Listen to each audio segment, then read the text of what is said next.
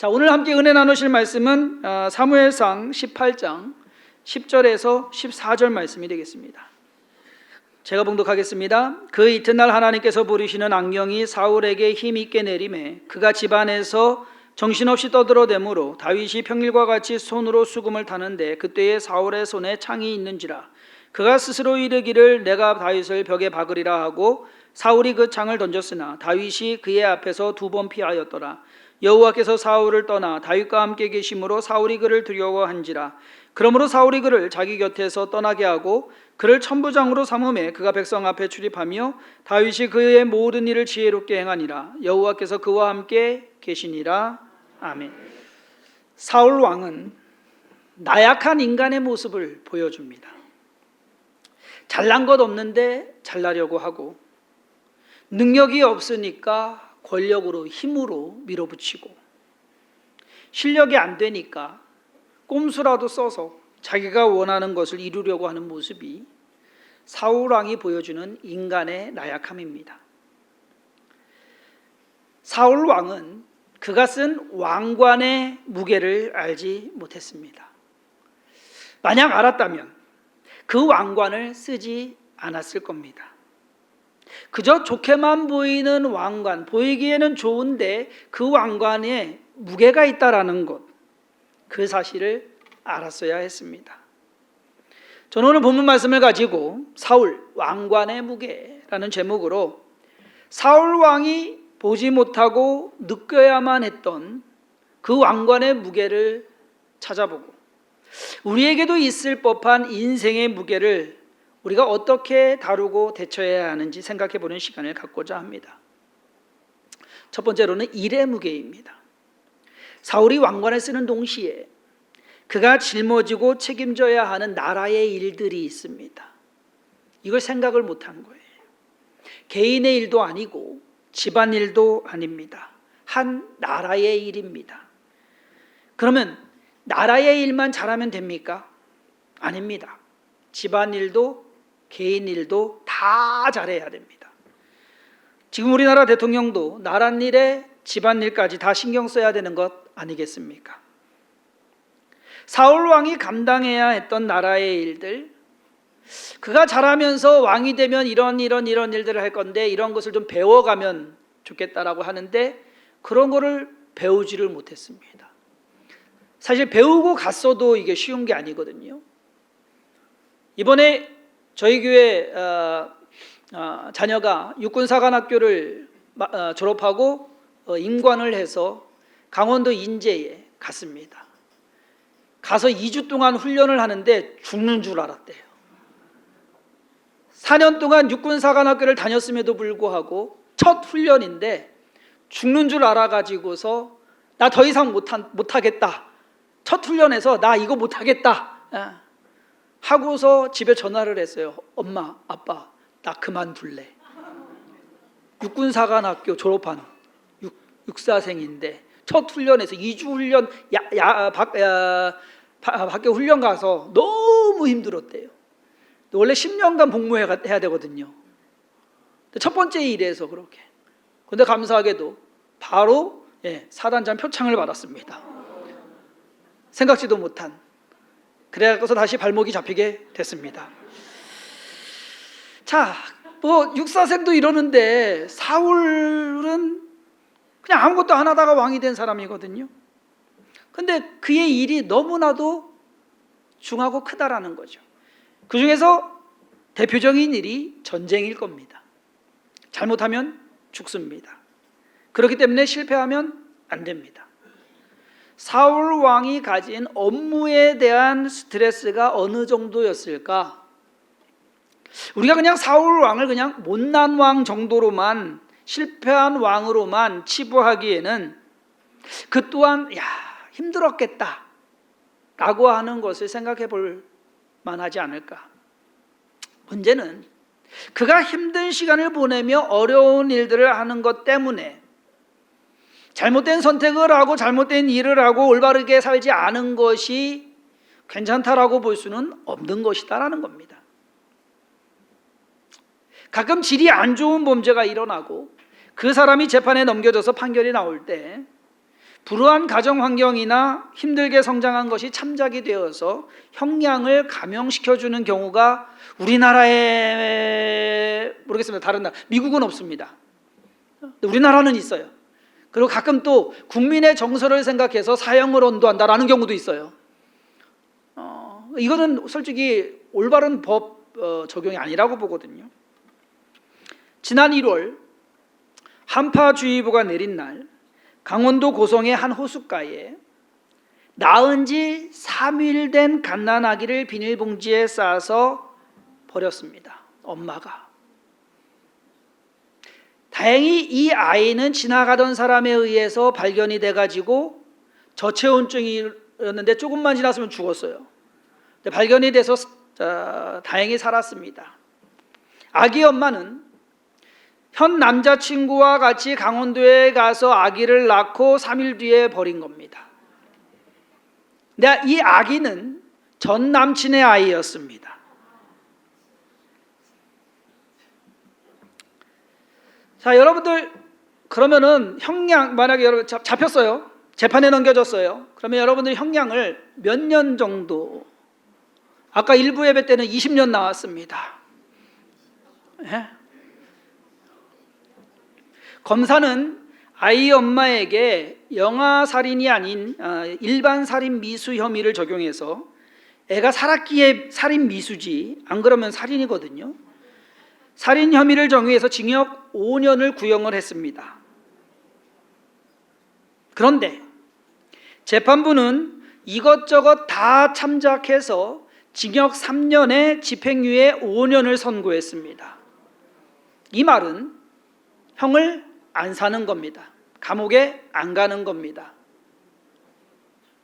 아니, 재판부가 하는 말이 그래요. 전 남친 아이라는 것, 그것 때문에 얼마나 고통스러웠을까, 얼마나 저기 했을까 해가지고 그것을 참작해가지고서 집행유예 5년을 내려준 거예요. 과연 그렇게 판결하는 것이 옳은 것인지는 좀 생각해보고 따져볼 필요가 있습니다. 검사 측에서는 항소를 했습니다. 사울 왕이 업무에 대한 스트레스가 커서 이를 그르치고 전쟁에서 패한다면 그에 따른 파장이 어마어마하다는 사실을 잊어서는 안 됩니다. 사람이 죽고 나라가 망할 수도 있습니다. 왕이라는 자리는 그냥 앉아야만 있어서 되는 자리가 아닙니다. 수많은 일들을 겪어야 하고 그때그때마다 올바른 선택을 그리고 결정을 내려야 합니다. 여러분, 사장이라는 자리가 그냥 되는 것 같습니까? 아니잖아요. 왕은 더합니다. 사울 왕은 자기가 쓴 왕관으로 인해서 주어지는 수많은 업무들, 이 일의 무게를 알지 못하고 그리고 감당하지도 못했습니다. 그래서 잘못된 길로만 간 것입니다. 사울 왕은 왕이 되기 위한 수련을 할 기회나 시간이 없었습니다. 처음부터 왕이었습니다. 어느 날 갑자기 사무엘이 와서 머리에 기름을 붓습니다. 너는 오늘부터 이스라엘의 왕이다. 제비가 뽑혔습니다. 당신은 이스라엘의 왕입니다. 뭐 한 게 없어요. 그렇지 않습니까? 그냥 왕이 됐어요. 그렇게 왕이 된 것이 사울 왕에게는 득이 아니라 오히려 실패의 원인이 되고 말았습니다. 사업도 그렇고 목회도 마찬가지입니다. 밑에서부터 올라가야 합니다. 저는 가끔 신학교 다니는 신학생들 만나면 뭐 할 거냐, 전문사역 할 거다, 아니면 담임 목회할 거다. 만약에 목회 쪽으로 나간다고 한다면요, 저는 그래요. 무조건 주일학교부터 가서 해라. 밑에서부터 배우고 해야 된다. 그냥 처음에 신학교 나와가지고서 처음부터 담임 목사 하고자 하는 사람들이 있어요. 그렇게 해가지고서 목회를 과연 잘 할 수 있을까? 일도 그리고 모든 것도 실력도 차근차근 준비되어야 되는 것이지 그냥 순간에 딱 주어졌다고 해갖고서 좋은 것만은 아니다라는 겁니다. 많은 사람들이 위로만 올라가려고 합니다. 그러면 좋을 줄 알고 사장이 되면 일도 안 하고 그냥 편하게 살 수 있다라고만 생각을 하는 것 같습니다. 그런 사장이 있는 회사는 망하기 쉽상입니다. 여러분들이 만약에 위로 올라가시려면, 왕관을 쓰시려면 천천히 쓰시기 바랍니다. 천천히 올라가세요.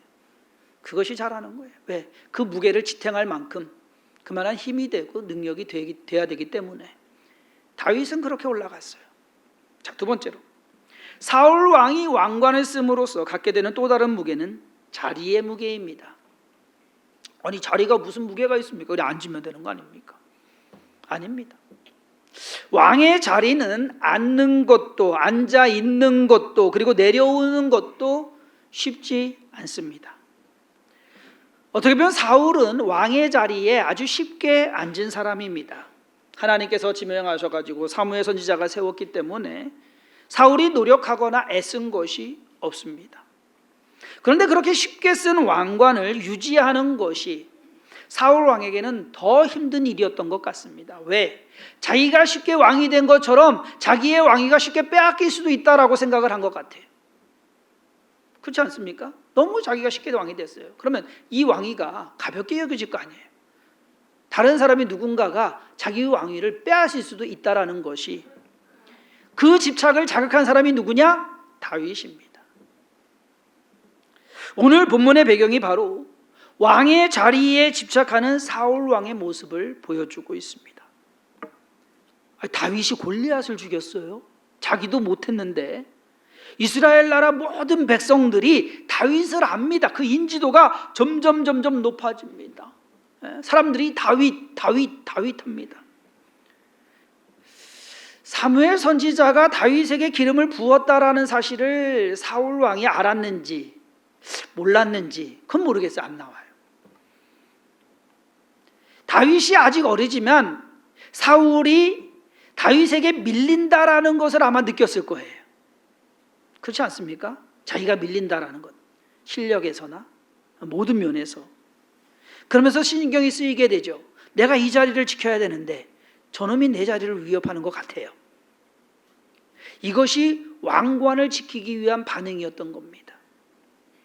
오늘 본문의 기록을 보면 사울 왕의 이해할 수 없는 행동이 두 가지가 나옵니다. 하나는 악령이 들려서 이상한 행동을 하는 것과, 다른 하나는 그럼에도 불구하고 다윗을 천부장으로 세운 것과. 이 서로가 앞뒤가 안 맞거든요. 성경은 하나님께서 부리시는 악령이 사울에게 내렸다라고 기록합니다. 이것이 신학적으로 좀 맞는 것인지, 왜 하나님이 악한 영을 부려가지고서 일을 하신다라는 것. 구약의 이 모든 그 성경의 기록들은요, 모든 것이 하나부터 여기까지 다 하나님이 하신다라고 하는 그 기반 아래서 쓰여졌거든요. 그렇기 때문에 그러한 것으로서 하나님께서 하신 것이다라고 기록을 하고 있고, 우리가 요즘 표현으로 좀 이해하기 쉬운 표현으로 한다고 한다면, 뭐 쉽게 말해서 귀신 들렸다라고 보시면 돼요.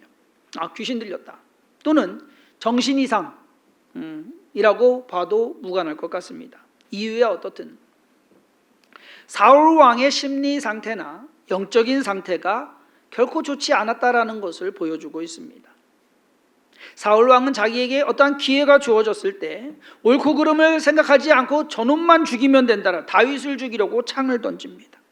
그것도 2번이나. 저놈이 없어야, 다윗이 없어야 자기 자리를 잘 지킬 수 있는데, 옳고 그름은 없어요. 죽여도 상관없어요. 그런데 다윗을 죽이려고 하는 것이 실패가 됐어요. 2번이나 창을 던졌는데 다윗이 잘 피했어요.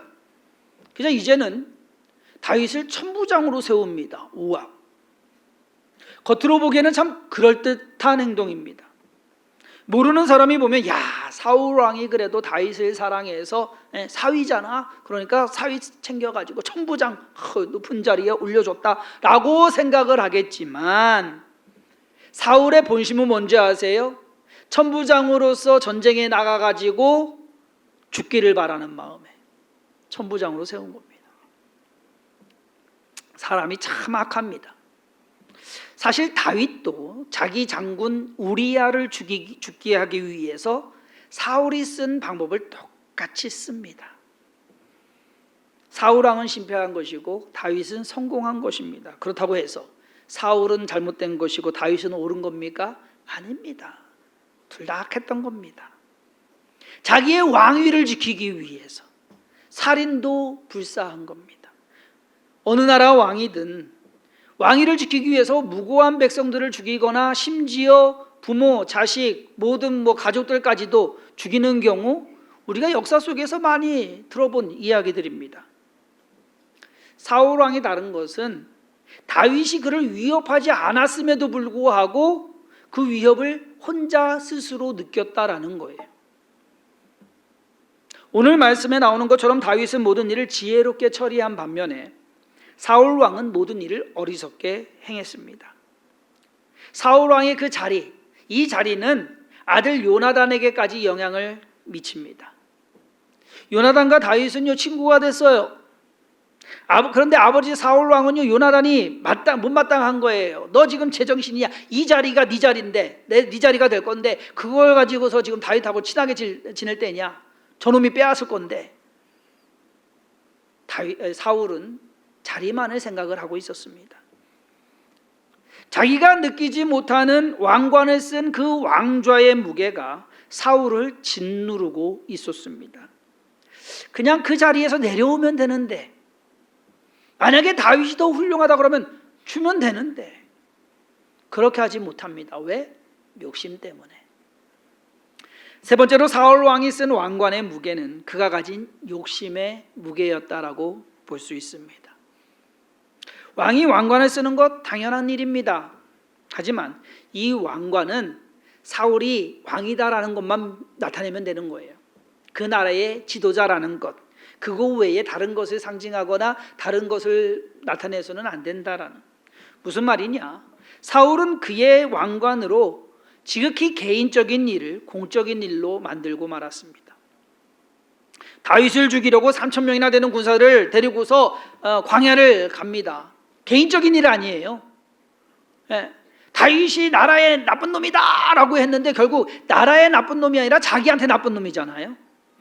나라한테는 이득이 되는 사람이었고, 그 모든 것을 개인적인 것으로서만 생각을 했던 이것이 욕심의 무게입니다. 왕이면 자기가 원하는 것이든 뭐든 다 할 수 있다고 생각하는 것이 욕심입니다. 사울 왕은 자기 자신이 이스라엘 나라를 위해서, 그리고 그 백성들을 위해서, 그리고 하나님을 위해서 왕이 되었다라는 사실을 몰랐습니다. 그래서 반대로 나라와 백성 그리고 군대가 자기를 위해서 있다라고 생각을 한 겁니다. 욕심입니다. 점점 더 욕심은 많아집니다. 여러분, 사실 왕관이 주는 게 많아요. 권력도 주고 명예도 주고 부도 주고 자기가 원하는 거면 다 할 수 있는 거, 왕이 가지고 누릴 수 있는 모든 특권과 혜택들이 얼마나 많습니까? 결국 사울 왕은 자기의 왕관을 지키기 위해서 온갖 수단과 방법을 가리지 않습니다. 그것이 그를 망하게 하는 원인이 되고 말았습니다.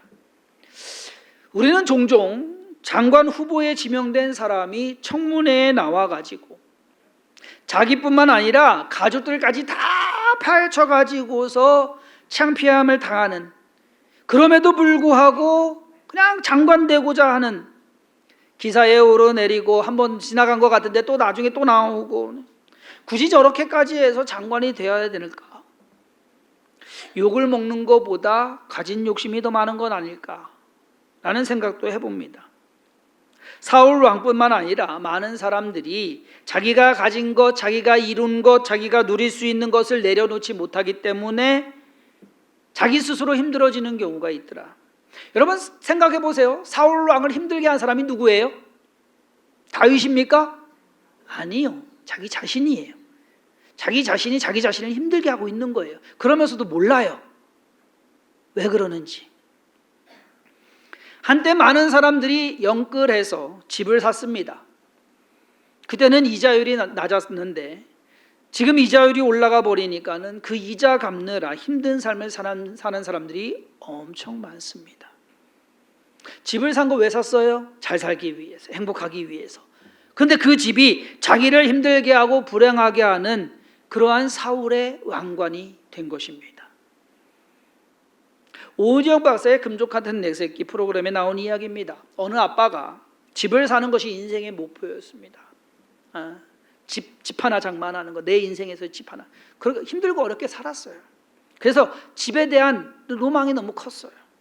모든 것을 다 쥐어짭니다. 애가 셋인데 아이들 뭐 하는 것, 심지어 애들까지도 몸에 뱄어요. 절약? 아니, 절약이 아니라 짠내가. 하고 싶은 것, 사고 싶은 것 못합니다. 모처럼 석 달 만에 가족 외식을 나갔는데 그냥 대형마트 푸드코트에서 먹어요. 여러분, 아이들 요즘 키우면 학교 가면은요, 뭐 드라마 뭐 봤네, 어느 식당 갔네, 뭐 했네, 아이들 난리도 아니에요. 그걸 맞춰주라는 것은 아니지만 최소한 어느 정도 이 뭔가가 있어야 되는데, 제작진이 아이들한테 물어봤어요. 뭐 갖고 싶냐? 그랬더니 아이들 첫 대답이 뭐냐? 우리 아빠가 안 사줄 건데. 대답 자체가 그래요. 애들 다 이걸 알고 있는 거예요. 돈을 못 버는 것도 아니에요. 웬만큼 벌어요. 그런데 못 버는 사람처럼 살아요. 왜? 집을 사야 되기 때문에. 그래서 제작진이 물어봤습니다. 집을 사시면 그때는 아이들이 하고 싶은 대로 뭐 사고 싶은 대로 어떻게 좀 해주시겠습니까? 그랬더니 그 아빠 대답이 그때는 집을 채워야죠. 가전제품도 사야 되고 가구도 사야 되고. 이 집은 행복할 날이 없습니다. 사울이 행복할 날이 없었습니다. 왜? 그가 가진 왕관 때문에.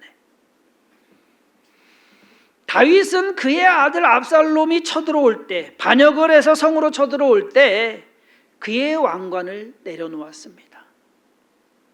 그래서 체면도 아랑곳하지 않고 도망갑니다.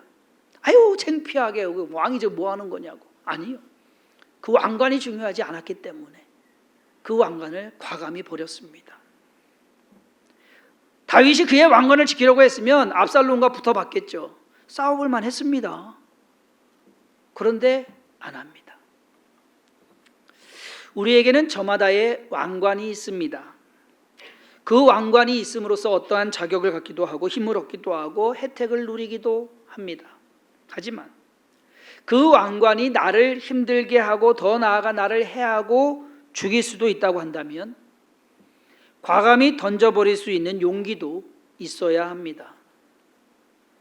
이번 수해로 사망자가 14명이나 죽었습니다.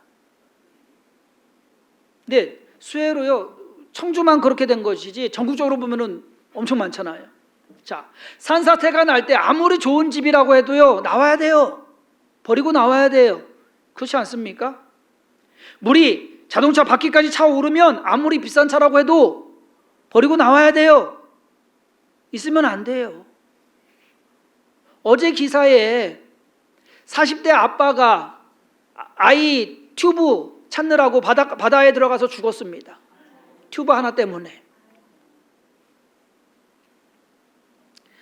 사울 왕이 그의 왕관을 내려놓을 용기와 마음이 있었다면 그의 인생이 그렇게 비참하게 끝나지는 않았을 겁니다.